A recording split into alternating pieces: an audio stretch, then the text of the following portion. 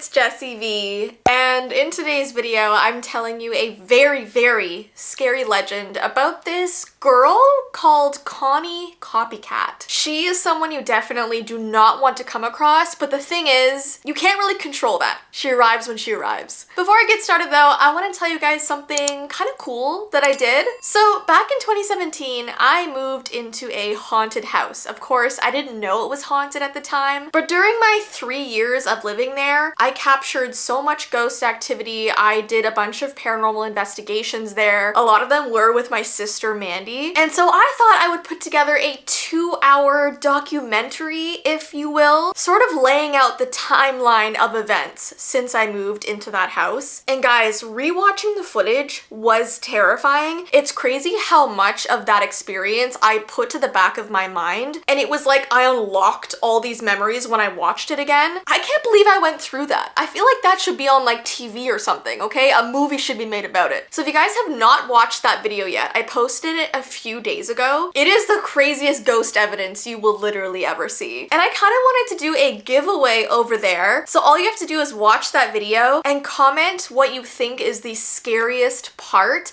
And I will be giving away a Coraline shirt. This was actually a collab with Leica and Wildfang, and they're not associated with this giveaway, but I had a bunch of Coraline shirts, so I thought I would give some away. This is me just dancing around in that shirt. I love it so much. And the sleeves can come off, which I think is really cool. So if you would like to win one, head over to that 2-hour ghost video, comment the scariest part, and I will be probably picking out about 2 people, and I'll just comment on your comment and we'll go from there. Also, I am doing a meet and greet on July 20th, so only about like 4 weeks from now, is it? It is in Orangeville, Ontario, Canada, and it's gonna be from 10 a.m. to 12 p.m. so you can arrive at any time between those 2 hours. I'm gonna put a link down below with more information and the address of our store. And if you can, I would love it if you would bring a non-perishable food item because we are partnering with a food drive in the area. And yeah, I hope to see you there. I'm so excited to meet you guys or to see you again. All right, so let's get into today's video talking about the legend of Connie Copycat. Long ago, some say in the 1700s, there was a secluded village with only 100 residents. And one of those people was a girl named Constance. And she was known for her uncanny ability to imitate people. From childhood games to adult conversations, she mirrored gestures, accents, and even people's personalities with unsettling precision. She was just way, way, way too good at it. And at first, her family and friends would laugh at her, finding her copycat behavior to be really entertaining. Some would crowd around her as she mimicked the village cooks as they stewed fresh meat in a giant pot, or as she mimicked one of the women that was hanging clothes up to dry. The thing is, after some time, it grew old really quickly, and people stopped paying attention to her and even scolded her for doing it. But every day, she grew better and better at how she copied people, even getting closer and closer to their backs, so she almost looked like one with whoever she was standing behind. It was like she was obsessed with being anyone else but herself. And when she was a little older, she became fixated on a man named Jacob, who was one of the leaders of the community. She would, of course, follow closely wherever he went, even when he would go out way in the woods to hunt for deer. And at first, he found her presence annoying and maybe even a little bit unnerving, but her mimicry grew more invasive, almost as if she was trying to become him.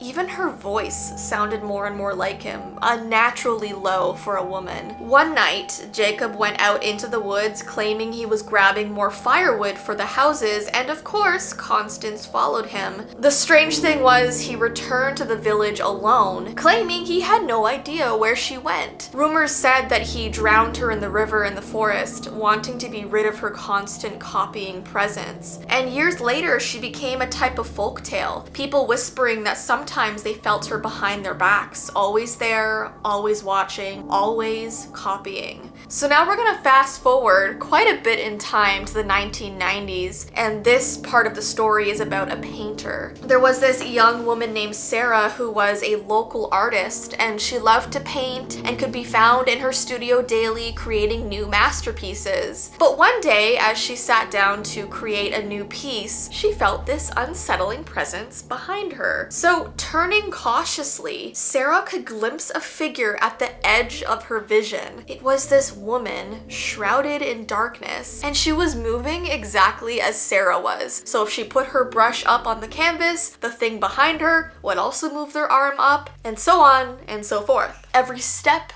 every turn of the head, every brush stroke, it was all mirrored flawlessly by this mysterious figure, Connie Copycat. Now, of course, Sarah had never heard of this legend before, so she was unbelievably confused and shocked. Was there actually something behind her, or was it just like some weird paranoia? So she grabbed her things and began to walk home, but no matter how fast she walked, Connie was right behind her, keeping step. She even stopped a couple times to ask strangers on the road if they could see someone following her, and none of those strangers could see anything. So she ran to her apartment and locked her door, unsure if she had escaped whatever had been behind her. But as she got into her bed for the night, she heard rustling in the sheets behind her, and it felt like something heavy was sinking into the mattress at her side. She even felt this slight breathing against her ear, but was too scared to turn around and look behind her. Sarah went to doctors, psychologists, anyone you could think of to explain what she was going through, but no one could help because no one could see Connie. As weeks stretched into months, her mental state deteriorated until she found herself back in her art studio painting again, but this time she wasn't painting beautiful landscapes and colorful flowers. She was painting self-portraits, and in each one you could see this looming dark shadow standing behind her. So of course I was doing research about all this because I wanted to find out if there's anything you can do if Connie Copycat starts copying you. People just aren't sure how Constance chooses her victims. It just seems to be someone she obsesses over, someone who's unique and interesting. It could be a village leader, the town's most popular artist, a famous musician, a thriving athlete, someone rich, someone extremely smart. Could be a man or a woman, a child or an adult. And it's said that once she clings to you, she won't let go. She wants to become you. I did find a couple ways that you could potentially get rid of her. One way said to set up a mirror maze in your house. So get a bunch of standing mirrors and place them everywhere, in the hallways, in different rooms around your house. This will confuse her because she will constantly see the reflection of herself. And apparently she doesn't like herself. She doesn't want to be herself. She wants to be someone else, hence why she copies people. So apparently seeing herself in the mirror will scare her away. And another way to potentially get rid of her is to stop doing the thing you were doing that intrigued her in the first place. Whether it's art or dance or music or whatever made her obsessed with you. And of course, this isn't forever. You're not going to stop what you love forever. It's just temporary, just until she goes away. Some people have just sat in a chair in their house for days doing nothing until she got bored and found someone else. So I'm not too sure if those things will work for sure, but at least we have some options. And I feel like next time I'm paranoid, I'm gonna think she's behind me, because you know how you just get that feeling someone's watching you or someone's there. It's like a prickle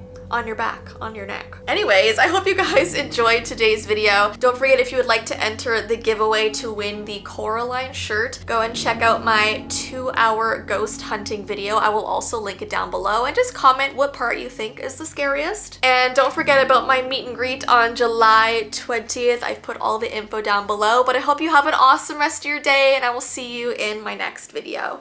Bye!